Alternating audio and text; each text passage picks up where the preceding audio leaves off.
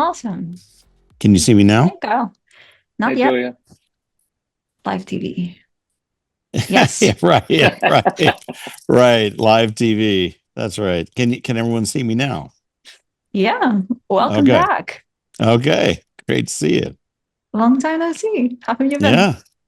I'm doing fine. I'm actually here in Dallas giving a keynote at the SMU Cox School of Business. So I'm happy to step outside and have this conversation. It's cool.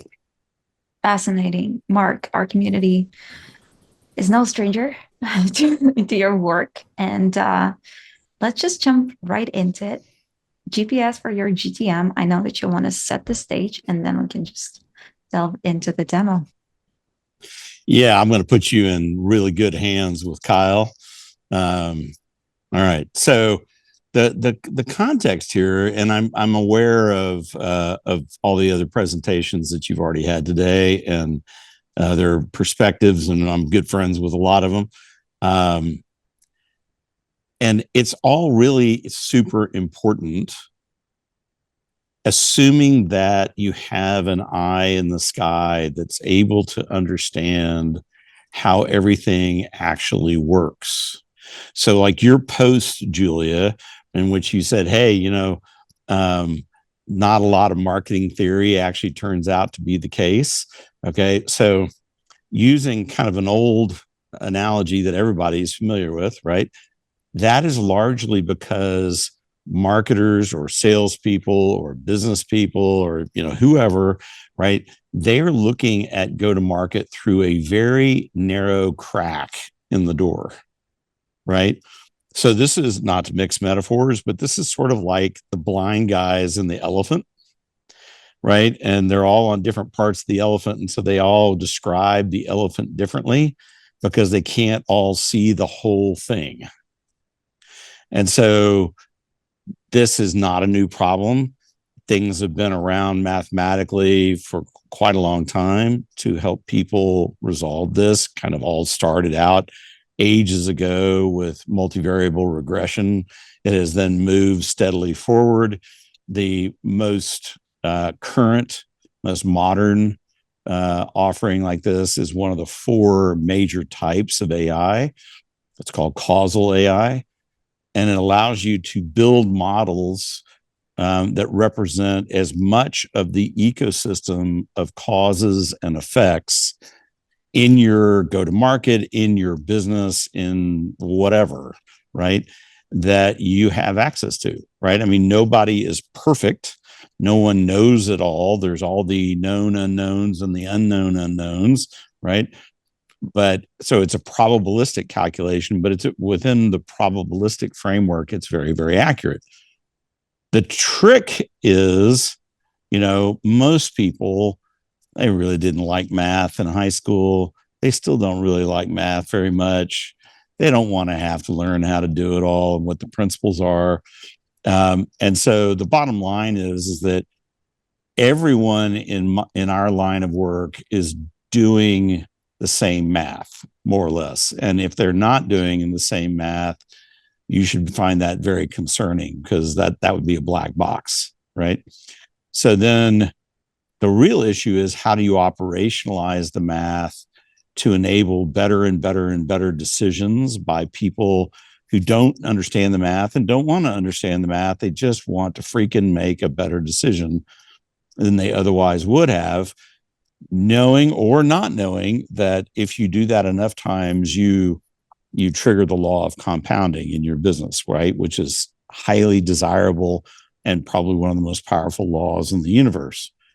So that's really the essence of it, right? The other thing I just add real fast is that making decisions, particularly in a business context, is navigation.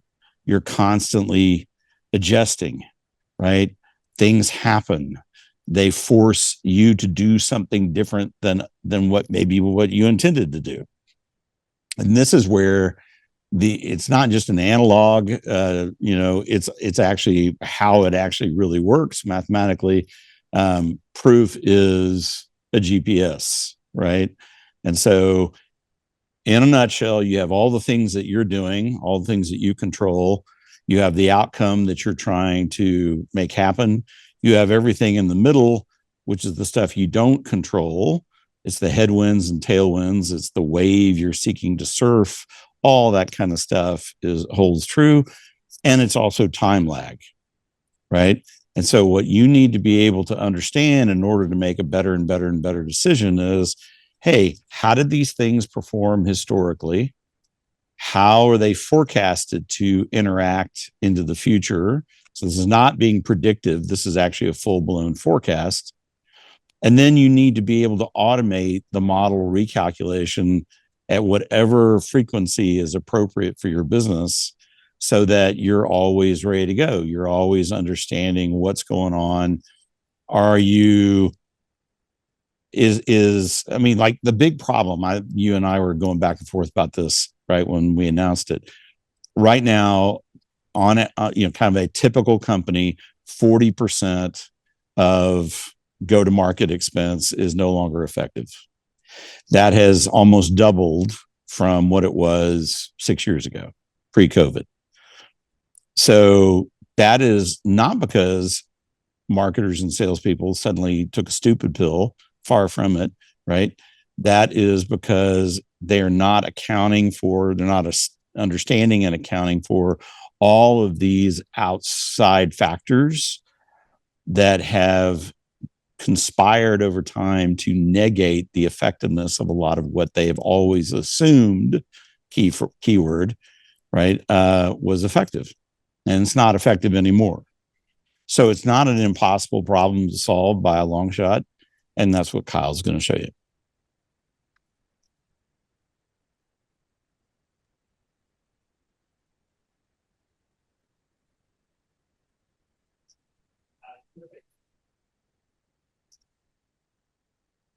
All right, can everyone see my screen? Yes. Awesome.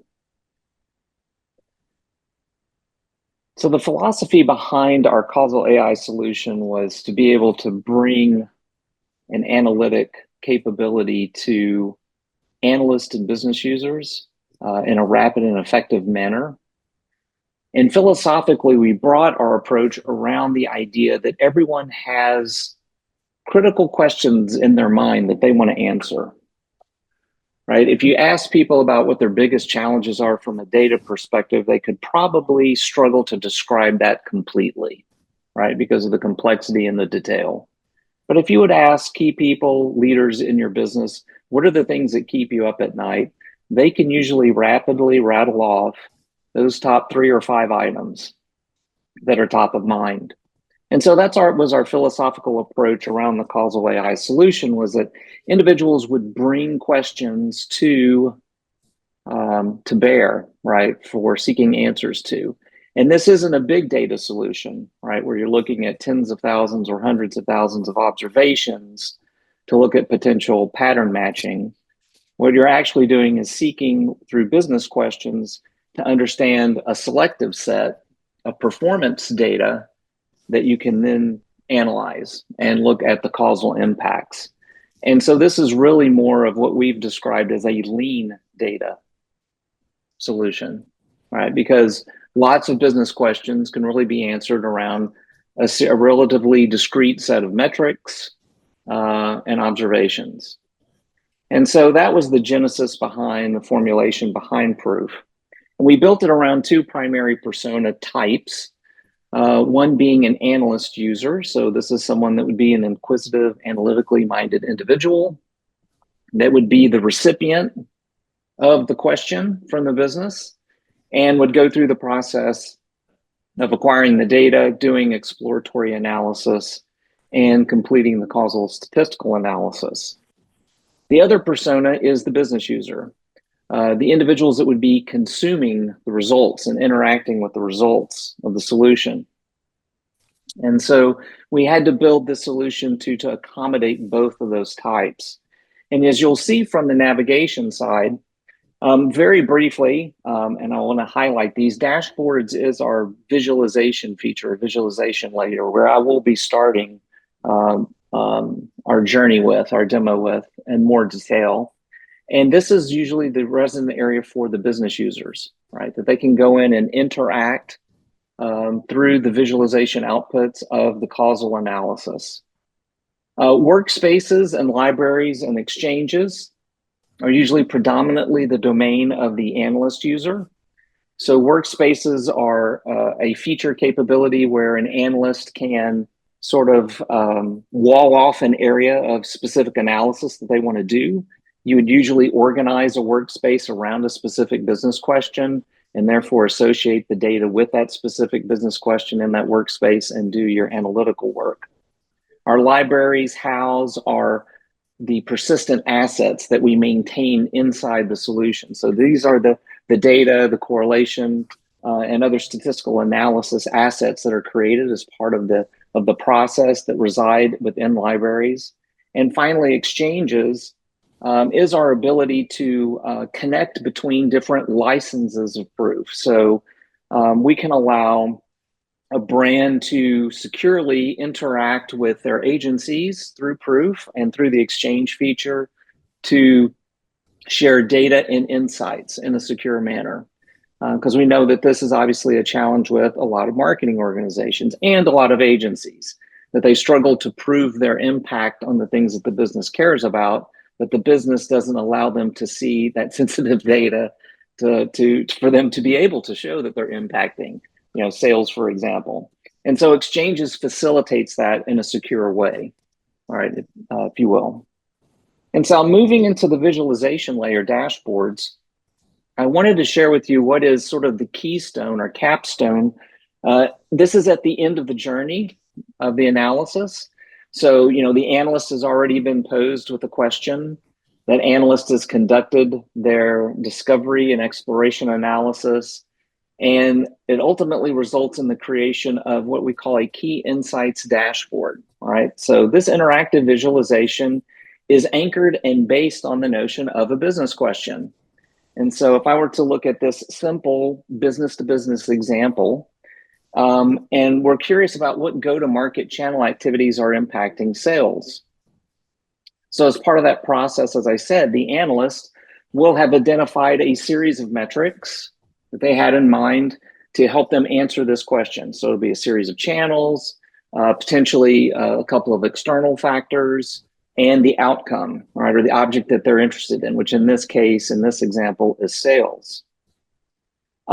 Through that process, you're going to see some channels that aren't going to make it as part of the analysis. And by not making it, I'm saying not statistically relevant, at this point in time, based on the analysis that's done.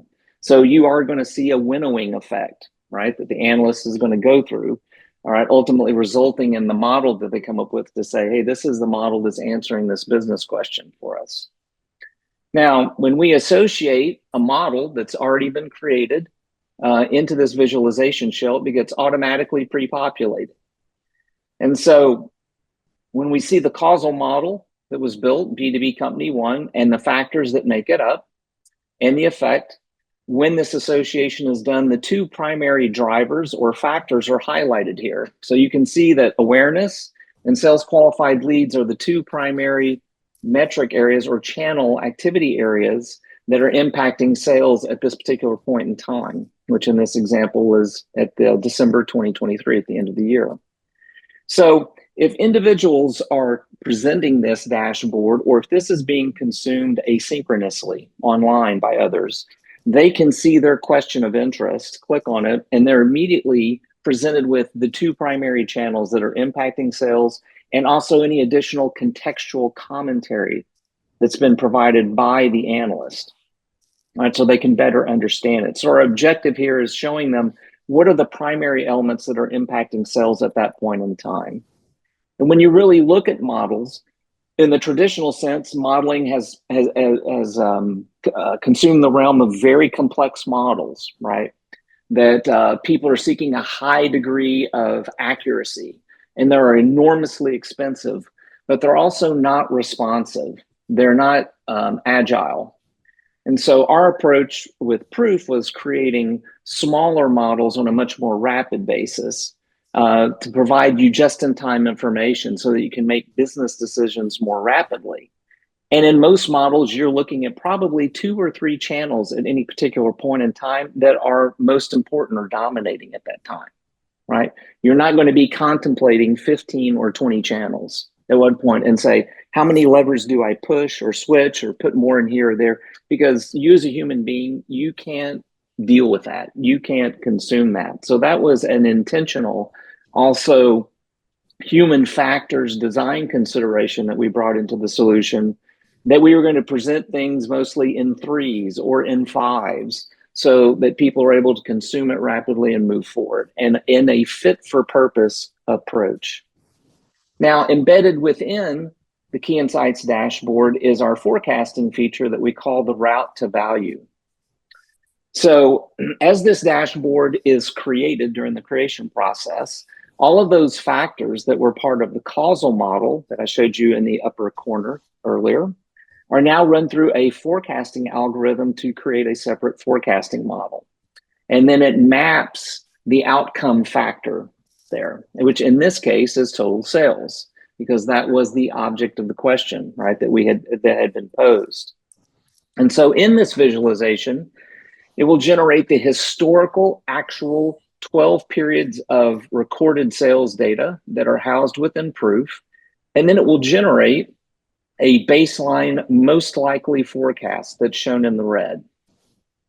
So this most likely baseline forecast has been generated based on the trend and seasonality factors that are detected in the historical data. So you could almost make the supposition that your most likely baseline forecast is, if you keep doing the things that you're doing, you may most likely expect this kind of forecast going forward. However, knowing that everything is dynamically changing, we wanted to provide a capability for a business user to be able to dynamically interact with this feature. And so we wanted the ability to create up to 3 alternative scenarios here that you see that are labeled S1 through S3. And this allows the capabilities for the business user to do what-if scenarios within this context. So you can see with the forecast model in the baseline scenario, there are 3 factors that are listed here, and their values as of December 2023. And then when I go to consider an alternative scenario and I click on that tab, the UI changes. And so we've built what is a slider bar, essentially. And this allows the business users to introduce a growth factor that's either increasing positive or increasing negative. So it's almost like levers. Like if I do a little bit more of this or a little bit less of this, and then click refresh graph, and then it will generate an alternative forecast curve for us. So in scenario 1 in the blue, if I'm able to improve my awareness by 1% per period, which in this use case is per month because we're using monthly time series data in this example, I could expect a forecast curve that's shown here in the blue from a sales perspective, a potential most likely sales forecast curve. And so this arms business users in a language that they are familiar with, which is first understanding which channels are effective. So what's working? It answers that question that management always has for the team when they come in the conference room. And then the next question is, okay, now that we know the answer to that, should we be doing more of what's effective right now, or less, or some combination? And so this provides this ability through the use of the slider bars for people to be more intuitively comfortable with using percentage increases in driving potentially different scenarios and having those presented on the screen. Now you can drill into these individual forecast curves, and I'll isolate scenario 1 as an example. So you'll see the most likely forecast curve that's highlighted in the blue, but you'll also see a dotted line both on the top and bottom that follow this. And this is also mapping and taking into consideration the error rate in the forecasting model. So there's a potential range of values that may be realized within a particular month in the future, right, by this forecast. And as you look over time, you'll see that the forecast error rate it slightly increases over time, which is what you would expect as you're looking farther into the future. This is a mathematical reality of statistical analysis. So this gives the opportunity for individual business users to isolate individual curves, right, for further study, and then to see what potential scenario, right, looks attractive to them. Which one do I want to make a potential investment in? Do I want to reduce investment in a particular channel, right? Say our direct marketing, take a small percentage out and move some more into awareness, top of funnel, because we're seeing good results with that. That's helping us in the mid and the end stages of our funnel, right? So this really facilitates this business conversation, I think, that marketing really needs, right? And would make them far more effective in the executive C-suite, particularly with CFO, all right, and the financial planning team, in their ability to bring this kind of capability to bear and be able to have a causal discussion, right, of what's working, what isn't, and what potential changes they may be able to be making going forward. Now, another very powerful aspect of the solution, and Mark alluded to this in his intro, is the ability to do automatic recalculation. So when new data is introduced into the Proof platform, so say in this example, I've now completed my month of January, and we've gotten those January data observations available now. So I can update my sales number, what was the awareness for January, click-through rate, SQLs, et cetera. When those updates are made, all of the statistical assets that have been created inside the tool that use that data get automatically recalculated and updated. And so what actually happens is over time, this forecast curve is getting dynamically regenerated every month, right? Again and again and again. And so this is this important update or dynamic element that we brought to bear in operationalizing this aspect for causal AI, where if you look at more traditional approaches in the past, it was very complicated models that were very heavy and were not subject or did not facilitate rapid update or rapid refreshing. And so our purpose was to be available to give people fit for purpose decision making as quickly as possible, right? Because they're going to make decisions whether they, at some point have the data or not, right? Because they're compelled to make those decisions, right? The CFOs, the CEOs will make those difficult decisions, even with small amounts of information, right? Because in a lot of cases, that's what they do have, right? And this kind of approach can bring an incremental improvement in that decision-making process that can have significant positive impacts on the business and the business outcome. And so this is the feature and key feature that we put in place around our approach of simplicity, the ability to create rapid focus models very quickly, and the ability to bring automated updating to bear, right? So that you can make those pivots or bets within a fiscal quarter or a fiscal year. And it gives you that opportunity, right, to adjust and potentially take advantage of an opportunity or to react to a changing condition in the marketplace. And I think we're approaching 25 minutes in, and I want to be sensitive if there's a question section. And so, Julia, I'll pause here and see if there's any questions. Great, Kyle. Yes, we have a lot of questions. And a pattern here. People are asking, do you have competitors? And Yes. they are comparing you with Tableau and Salesforce Analytics, but yeah. Yeah. So both Tableau and most of the stuff that is out there that is not actually a competitor of ours, but is seen by many to be one, is based on correlation, not causal inference math. And there's all the difference in the world. So to give you a sense of it, if you look at, I'm sure I'll get a call on this, but the Google MMM, the Adobe MMM, sales, Meta Robin, right? All that kind of stuff, Tableau.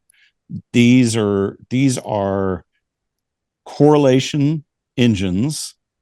And in the case of Tableau, primarily BI, right? And so when you're the difference between a correlation outcome and a causation outcome is usually around 5,000 basis points. So that's about 50% off. So correlation is really super important. We use it ourselves in the tool as part of the discovery process. But if you end there, you're in a bad place. Yes. And that again, this is not something that any data scientist would dispute. This is mainstream. That's a mainstream statement. And in addition to that, as a quick aside, we're also a Salesforce partner because we have a separate solution that we're in partnership with Salesforce. And we've shared this tool a couple of years back with their Datorama team. And they acquired Datorama and they've been folding that in and said, wow, this is really great stuff, guys. You really complement the Datorama analysis because the marketing speak for Datorama was talking about sort of inferred causal analytics, in the language. And it's very clear that they do not do that. And their engineers, seen this solution and said, oh yeah, you guys are absolutely complementary to our world. We don't do what you do. Salesforce Marketing Cloud leadership has said the same thing.